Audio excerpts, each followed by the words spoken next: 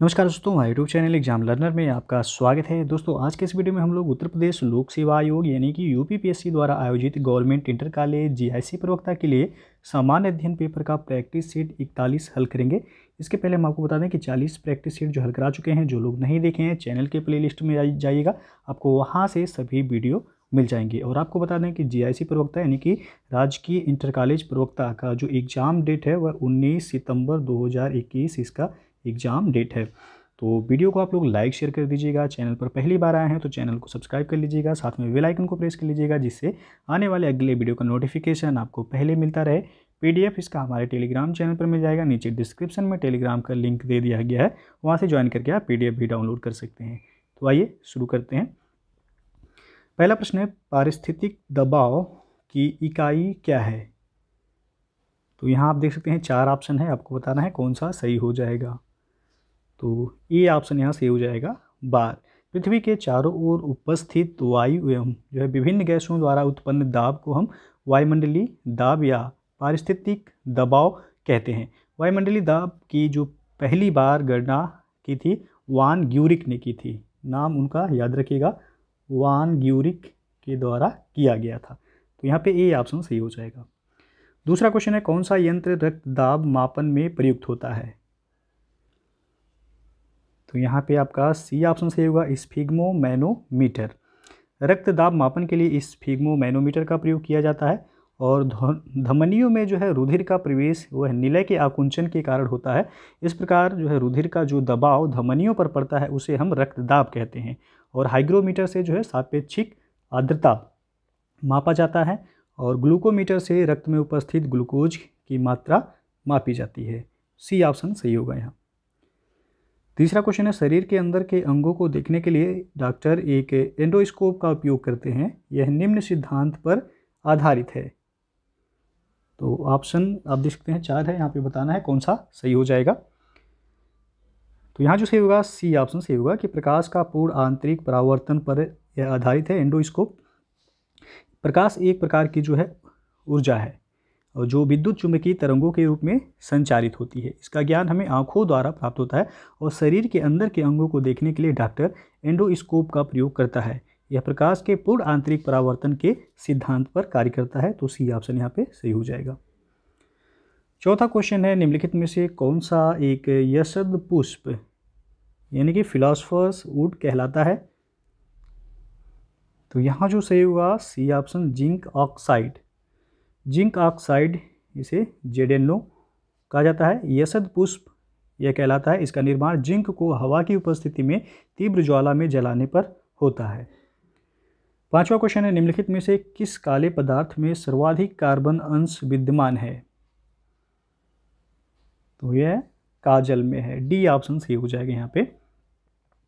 और छठवां प्रश्न आपका, निम्नलिखित जंतुओं पर विचार कीजिए। पहला दिया गया समुद्री गाय, दूसरा है समुद्री घोड़ा, तीसरा है समुद्री सिंह। तो उपर्युक्त में से कौन से स्तनधारी हैं ये बताना है आपको। तो यहाँ पे जो है स्तनधारी पूछा गया तो समुद्री गाय हो जाएगा। और जो है समुद्री सिंह, समुद्री घोड़ा जो है ये स्तनधारी नहीं है।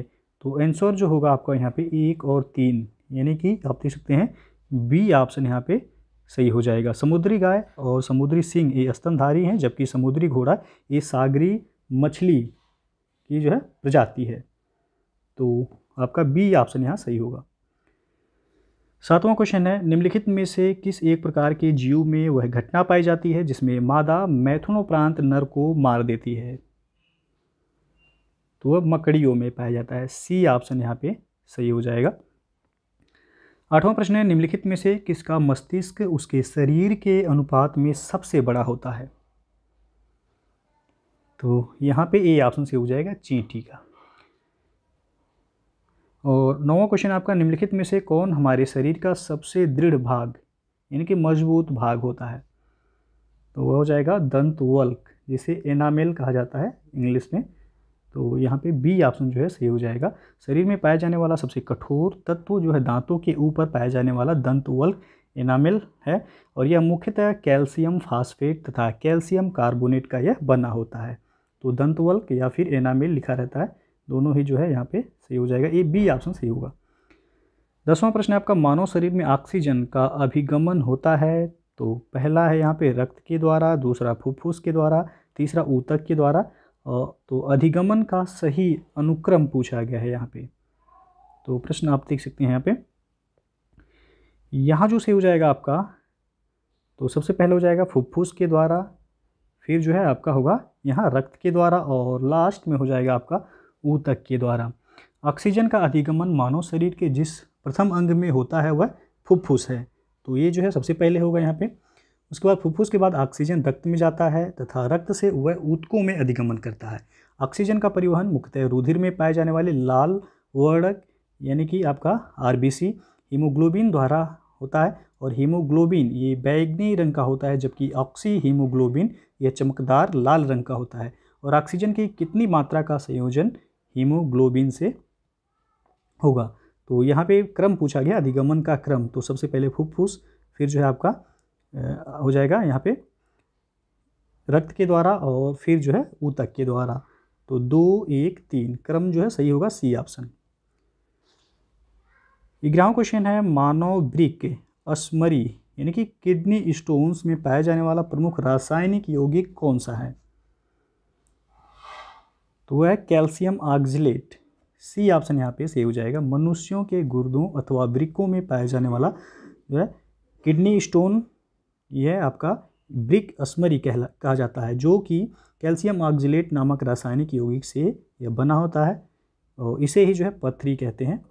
तो यदि पूछा जाए पथरी जो है किससे बना होता है, तो यह कैल्शियम ऑक्जेलेट का बना होता है। 12वां प्रश्न है, गलती से रामू किसी इंजेक्शन को अधिक मात्रा में लगा लेता है, जिसके कारण उसे ऐंठन, मिर्गी, बेहोशी हो जाती है। अंततः कुछ समय पश्चात उसकी मृत्यु हो जाती है। इसका कारण क्या है। तो इसका कारण है कि रक्त में असामान्य शर्करा सांद्रता। यदि किसी मनुष्य के रक्त में असामान्य शर्करा सांद्रता उत्पन्न हो जाती है तो ऐंठन, मिर्गी और बेहोशी हो सकती है। ऐसे मनुष्य की कुछ समय बाद जो है मृत्यु हो जाती है। तो ये ऑप्शन यहाँ सही हो जाएगा। 13वां क्वेश्चन है, एस्ट्रोजन किसके द्वारा उत्पादित होता है। तो यहाँ पे जो है आपका बी ऑप्शन से हो जाएगा, पुटिका के द्वारा। एस्ट्रोजन यह एस्टेराइड होता है जो कि ग्रेफियन पुटिकाओं से निकलता है। यह यौनावस्था में यौन लक्षणों को जो है प्रेरित करता है। इसके फलस्वरूप मादा की आवाज़ में मधुरता, स्वभाव में शालीनता आ जाती है, तथा जो है यह एस्ट्रोजन हार्मोन की कमी से जनन क्षमता क्षीण हो जाती है। तो यहाँ पे जो है आपका बी ऑप्शन से होगा कि पूछा गया एस्ट्रोजन किसके द्वारा उत्पादित होता है, तो पुटिका के द्वारा। 14वां क्वेश्चन आपका, अंतरिक्ष विज्ञान पर अनुसंधान और विकास का श्रेय जाता है किसको। तो वी साराभाई को, विक्रम साराभाई। बी ऑप्शन सही हो जाएगा यहाँ पे। विक्रम साराभाई ने भारत में अंतरिक्ष विज्ञान पर अनुसंधान तथा विकास के लिए इन्होंने अथक परिश्रम किया। उसके बाद जो है ZA कासिम, ये प्रथम अंटार्कटिका अभियान के नायक थे। और चंद्रशेखर वेंकट रमन को जो है प्रकाश के प्रकीर्णन प्रभाव या फिर जो है रमन प्रभाव की खोज के लिए वर्ष 1930 में उन्हें जो है भौतिक का प्रतिष्ठित नोबेल पुरस्कार दिया गया था। तो यहाँ पूछा गया अंतरिक्ष विज्ञान पर अनुसंधान और विकास का श्रेय जाता है किसको, तो विक्रम साराभाई, यानी कि बी ऑप्शन सही होगा। 15वां क्वेश्चन है, जैव आवर्धन से तात्पर्य है। तो यहाँ बी विकल्प से हो जाएगा, उत्तरोत्तर पोषण स्तरों के जीवों में पीड़कनाशियों की मात्रा का बढ़ना।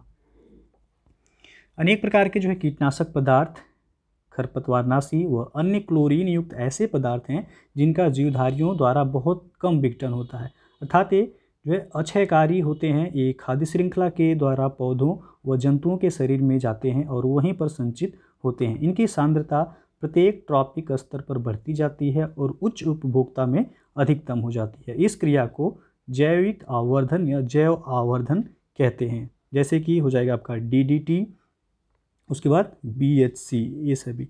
तो यहाँ बी ऑप्शन जो है सही होगा।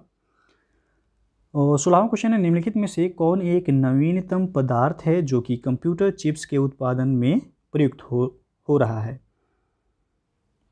तो है गैलियम आर्सेनाइड। बी ऑप्शन जो है सही हो जाएगा यहाँ पे। गैलियम आर्सेनाइड यानी कि गैलियम प्लस आर्सेनिक मिश्रण यह एक नवीनतम अर्धचालक तथा अकार्बनिक यौगिक है जो कि अब कंप्यूटर चिप्स के उत्पादन में प्रयुक्त हो रहा है। और यदि अर्धचालक जो है पूछा जाता तो आपका सिलिकॉन और जर्मेनियम जो है ये अर्धचालक कहलाते हैं। लेकिन यहाँ पूछा गया है कि नवीनतम पदार्थ कौन सा है जो कि कंप्यूटर चिप्स के उत्पादन में अब प्रयुक्त हो रहा है, तो वह गैलियम आर्सेनाइड। पहले जो है सिलिकॉन का उपयोग किया जाता था। अगला क्वेश्चन है, पहला कंप्यूटर बनाया गया था, तो यहाँ पे सी विकल्प से हो जाएगा, चार्ल्स बेबेज के द्वारा। अगला क्वेश्चन है, अब सैंधव सभ्यता के पतन के कारणों में मार्टिनर व्हीलर और गार्डन चाइल्ड के अनुसार निम्नलिखित में से सबसे महत्वपूर्ण कारण कौन था? तो वह है आर्यों का आक्रमण। बी ऑप्शन से हो जाएगा।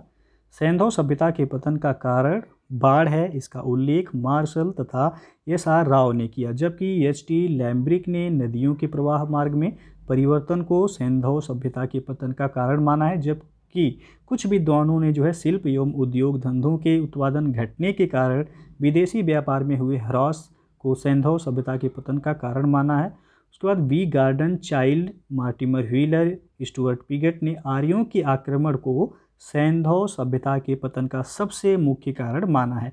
इसलिए जो है आर्यों का आक्रमण ही इस सभ्यता के पतन का मुख्य कारण बना। तो यहाँ बी ऑप्शन जो है सही होगा। 19वां क्वेश्चन है, हड़प्पा सभ्यता में पक्की मिट्टी की मूर्तियों का निर्माण किस विधि से किया गया? तो यहाँ पे सी ऑप्शन से होगा, चिकोटी पद्धति। हड़प्पा सभ्यता में नारी, पुरुष एवं पशु पक्षियों की मूर्तियाँ व्यापक संख्या में मिलती हैं। इसमें पुरुष एवं नारी यह मृद मूर्तियाँ ठोस हैं। इनका निर्माण हाथ से एवं चिकोटी पद्धति से किया गया है। तो सी ऑप्शन सही हो जाएगा यहाँ। 20वां क्वेश्चन है, अवेस्ता और ऋग्वेद में समानता है, अवेस्ता किस क्षेत्र से संबंधित है? तो यह ईरान से संबंधित है। बी ऑप्शन सही हो जाएगा यहाँ पे। अवेस्ता और ऋग्वेद में काफ़ी समानता है। अवेस्ता ये ईरान क्षेत्र से संबंधित है, जबकि ऋग्वेद ये आर्यों से संबंधित है। ऋग्वेद ये आर्यों से संबंधित भारतीय ग्रंथ है, आपको पता होगा, और ऋग्वेद की अनेक बातें अवेस्ता से मिलती हैं। अवेस्ता ये ईरानी भाषा का प्राचीनतम ग्रंथ है। तो बी विकल्प यहाँ सही हो जाएगा। 21वां क्वेश्चन है, ऐत्रेय ब्राह्मण के अनुसार कहाँ के शासक सम्राट की उपाधि धारण करते थे? तो प्राच्य। डी ऑप्शन से हो जाएगा। प्राच्य पूर्व में है। ऐत्रेय ब्राह्मण के अनुसार पूर्व दिशा यानी कि मगध, कलिंग एवं बंग के जो राजा हैं उनका साम्राज्य के लिए अभिषेक होता है और वे सम्राट कहलाते थे। दक्षिण दिशा में जो सातत राज्य हैं वहाँ का शासन भोज्य है और उनके शासक भोज कहलाते हैं। और पश्चिम दिशा जो कि सौराष्ट्र, कच्छ पड़ता है, इनका शासन जो है स्वराज है और उसके शासक जो है स्वराष्ट्र कहलाते हैं। और उत्तर दिशा में हिमालय के क्षेत्र में जैसे कि उत्तर में कुरु और उत्तर मध्य है जो राज्य है, वहाँ वैराज्य प्रणाली है और वहाँ के शासक विराट कहलाते हैं। तो यहाँ पूछा गया, ऐत्रेय ब्राह्मण के अनुसार कहाँ के शासक सम्राट की उपाधि जो है सम्राट की उपाधि धारण करते थे? तो प्राच्य के। डी ऑप्शन सही हो जाएगा। 22वां क्वेश्चन है, द्विज किसे कहा जाता था? तो ये ब्राह्मण, क्षत्रिय और वैश्य को। ए ऑप्शन यहाँ पे सही हो जाएगा। द्विज के अंतर्गत ब्राह्मण, क्षत्रिय एवं वैश्य को शामिल किया गया था। शूद्र ये द्विज कोटि में शामिल नहीं थे। इन्हीं तीन वर्णों यानी कि ब्राह्मण, क्षत्रिय एवं वैश्य के लिए ही उपनयन संस्कार का प्रावधान किया गया था और इन्हें द्विज कहा जाता था, क्योंकि उपनयन द्वारा इनका दूसरा जन्म होता था, इसलिए द्विज कहा गया। 23वां प्रश्न है, प्रभासगिरी जिनका तीर्थ स्थल है वे हैं तो जैन। बी ऑप्शन सही हो जाएगा यहाँ पे। प्रभासगिरी उत्तर प्रदेश के कौशाम्बी में स्थित जैन तीर्थ स्थल है। कौशाम्बी का प्रभासगिरी स्थल जो है छठे जैन तीर्थंकर पद्म प्रभु से संबंधित है। तो एक प्रश्न पूछा जाता है कि जो है कौशाम्बी जो है उत्तर प्रदेश में कौन सा ऐसा जगह है जो कि जैन और बुद्ध यानी जैन और बौद्ध दोनों धर्मों से संबंधित है? तो वह है कौशाम्बी। 24वां प्रश्न है, क्षणिकवाद का प्रतिपादन किसने किया? तो यहाँ पे ये ऑप्शन से हो जाएगा, बौद्ध ने। बौद्ध दर्शन के अनुसार वस्तु का निरंतर परिवर्तन होता रहता है और कोई भी पदार्थ एक क्षण से अधिक अस्थायी नहीं रहता। कोई भी मनुष्य किसी भी दो क्षणों में एक साथ नहीं रह सकता, इसलिए आत्मा भी क्षणिक है और इसी सिद्धांत को क्षणिकवाद कहा जाता है। 25वां प्रश्न है, पौतवाध्यक्ष का कार्य किसका निरीक्षण करना था? तो मापतौल का। डी ऑप्शन यहाँ पे सही हो जाएगा। मौर्य प्रशासन में अनेक अध्यक्षों का विवरण प्राप्त होता है जिनको 1000 पर वार्षिक वेतन मिलता था। अध्यक्षों के जिम्मे कोई न कोई सरकारी विभाग होता था और अर्थशास्त्र में इन अध्यक्षों का विस्तृत विवरण प्राप्त होता है। अर्थशास्त्र जो है ये जो है कौटिल्य के द्वारा लिखा गया एक पुस्तक है। तो पौतवाध्यक्ष ये मापतौल अधिकारी होता था। तो यहाँ पे जो है डी ऑप्शन सही हो जाएगा। 26वां क्वेश्चन है, 10 कुमार चरितम के रचनाकार थे? तो यहाँ बी ऑप्शन से हो जाएगा दंडी। 10 कुमार चरितम काव्यादर्श और अवंती सुंदरी तथा जो है सुंदरी कथा आदि कृतियाँ ये दंडिन यानी कि दंडी के द्वारा जो है लिखा गया है। दंडिन ये पल्लव वंश के नरसिंह वर्मन के समय में थे। तो यहाँ पे जो है बी ऑप्शन सही हो जाएगा। 10 कुमार चरितम के रचनाकार जो है दंडी। 27वां प्रश्न है, अपनी शक्ति को संगठित करने के बाद बलबन ने भव्य उपाधि धारण की किसकी? तो यहाँ पे जो है सी ऑप्शन से हो जाएगा जिले इलाही की। बलबन के राजत्व सिद्धांत की दो विशेषता हैं। पहला है सुल्तान का पद ईश्वर द्वारा प्रदान किया गया होता है और दूसरा सुल्तान का निरंकुश होना आवश्यक है। उसने सुल्तान को ईश्वर का प्रतिनिधि माना और जिले इलाही की उपाधि धारण की। बलबन ने अपनी कुलीनता सिद्ध करने के लिए अपने आप को अफरासियाब का वंशज घोषित किया और बलबन के द्वारा ही जो है रक्त और लौह की नीति अपनाई गई थी और नौरोज प्रथा की शुरुआत भी जो है बलबन के द्वारा ही किया गया था। 28वां प्रश्न है, निम्नलिखित किस सल्तनत के शासक ने प्रशासन में स्वयं घूसखोरी को प्रोत्साहित किया था? तो वह था फिरोज तुगलक।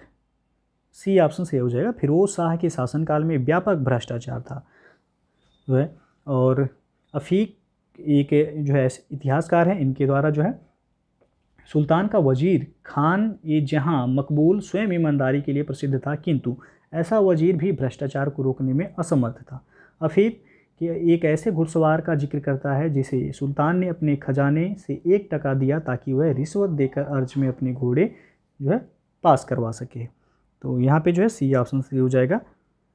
अगला क्वेश्चन है, निम्नलिखित संतों में से किसे उसके अनुयायी विष्णु का अवतार मानते थे? तो वह था चैतन्य। डी ऑप्शन सही होगा यहाँ। चैतन्य महाप्रभु का जन्म जो हुआ था 1485 ईस्वी में बंगाल के नादिया में हुआ था और चैतन्य महाप्रभु ने भगवान श्री कृष्ण की भक्ति पर बल दिया।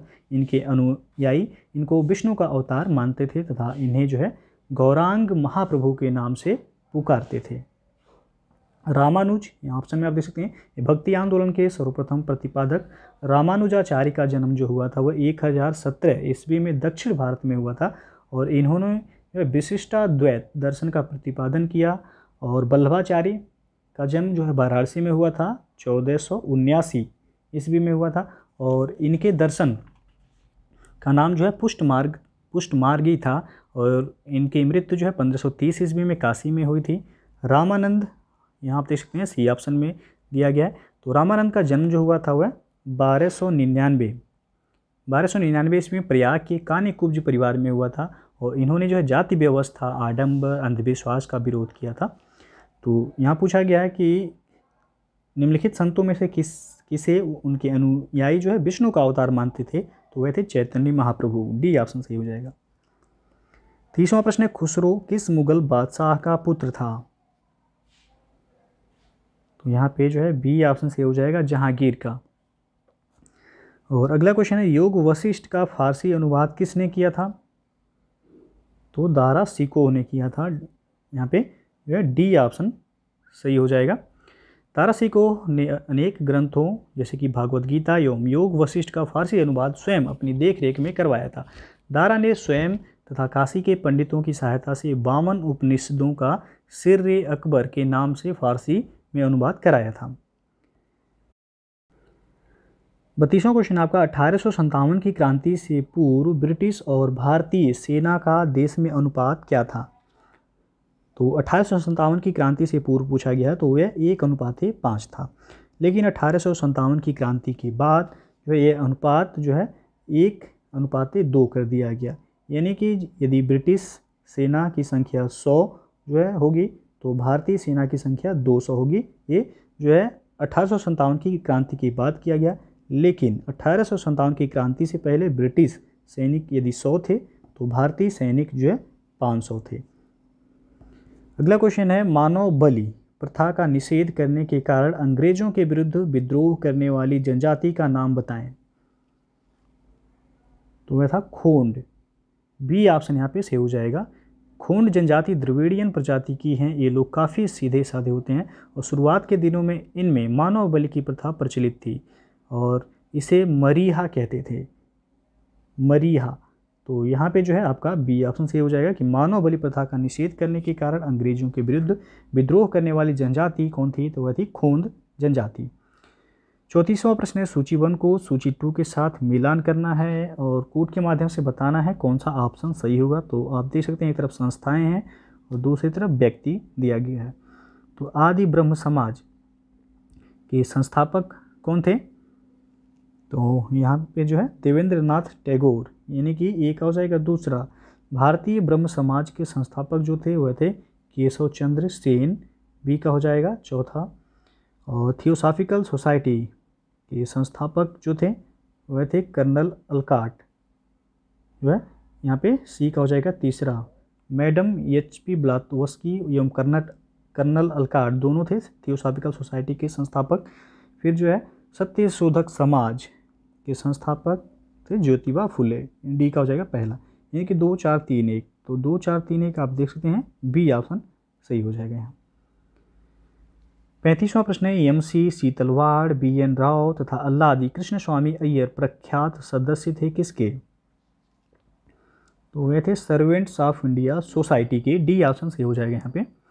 1905 में जो है पूना में गोपाल कृष्ण गोखले ने भारत सेवक मंडल यानी कि सर्वेंट ऑफ इंडिया सोसाइटी की स्थापना की थी। इसका उद्देश्य था भारतीय सेवा के लिए प्रचारकों को तैयार करना और संवैधानिक ढंग से भारतीय जनता के जो है सच्चे हितों को प्रोत्साहन देना। इसमें जो है MC सीतलवाड़, BN राव तथा अल्लादी कृष्ण स्वामी अय्यर इस संस्था के प्रख्यात जो है सदस्य थे। तो डी ऑप्शन सही हो जाएगा यहाँ पे। सर्वेंट्स ऑफ इंडिया सोसाइटी के स्थापना पूछा जाता है, याद रखिएगा, सन 1905 में हुआ था और पूना में किसके द्वारा किया गया था, तो गोपाल कृष्ण गोखले के द्वारा। 36वां क्वेश्चन है, किस राज्य सरकार ने मार्च 2022 तक सभी ग्रामीण घरों में 100% पीने योग्य पानी की आपूर्ति के लक्ष्य को पूरा करने के लिए सरकार के अभियान के तहत हर घर पानी हर घर सफाई मिशन की शुरुआत की है, तो ये पंजाब राज्य सरकार के द्वारा शुरू किया गया है, ए ऑप्शन सही हो जाएगा। अगला क्वेश्चन है, मारियो द्राघी ने किस देश के नए प्रधानमंत्री के रूप में शपथ ली है इन्होंने, तो इटली के जो है प्रधानमंत्री के रूप में शपथ लिया है, इनका नाम है मारियो द्राघी। अगला क्वेश्चन है, किस राज्य ने बालिकाओं के सशक्तिकरण और विकास में सहायता के लिए बेटी बचाओ बेटी पढ़ाओ योजना के तहत पंख अभियान शुरू किया है, तो यहाँ पे जो है ये ऑप्शन सही होगा, मध्य प्रदेश राज्य सरकार के द्वारा पंख अभियान जो है शुरू किया गया है और ये बेटी बचाओ बेटी पढ़ाओ योजना के तहत जो है शुरू किया गया है। अगला क्वेश्चन है, किस देश ने एक मानव रहित मालवाहक यान प्रोग्रेस MS-16 को सफलतापूर्वक अंतर्राष्ट्रीय अंतरिक्ष स्टेशन के लिए प्रक्षेपित किया है, तो यहाँ पे जो है सी ऑप्शन से हो जाएगा, रूस के द्वारा प्रक्षेपित किया गया है। और अंतिम प्रश्न है आपका, कोटिया क्लस्टर में हाल में पंचायत चुनाव कराए गए, यह किन 2 राज्यों के बीच विवाद का केंद्र है, कोटिया क्लस्टर, तो यहाँ पे ए ऑप्शन सही हुआ, आंध्र प्रदेश और उड़ीसा के बीच जो है ये विवाद का केंद्र है जो है कोटिया क्लस्टर। अभी हाल ही में यहाँ पे जो है पंचायत चुनाव कराए गए हैं, तो ये आंध्र प्रदेश और उड़ीसा के बीच जो है विवाद का केंद्र है।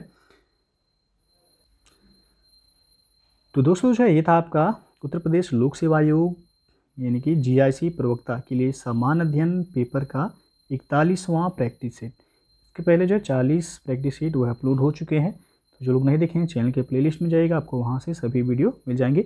तो वीडियो यदि पसंद आया हो तो लाइक शेयर कर दीजिएगा, चैनल को सब्सक्राइब नहीं किए हैं तो चैनल को सब्सक्राइब कर लीजिएगा, साथ में बेल आइकन को प्रेस जरूर कर लीजिएगा, जिससे आने वाले अगले वीडियो का नोटिफिकेशन आपको पहले मिलता रहे। PDF आपको हमारे टेलीग्राम चैनल पर मिल जाएगा, नीचे डिस्क्रिप्शन में टेलीग्राम का लिंक दे दिया गया, वहाँ से ज्वाइन करके आप PDF भी डाउनलोड कर सकते हैं। और याद रखिएगा एग्ज़ाम जो है इसका 19 सितंबर 2021 को इसका जो है एग्ज़ाम आयोजित कराया जाएगा। तो वीडियो को पूरा देखने के लिए बहुत बहुत धन्यवाद।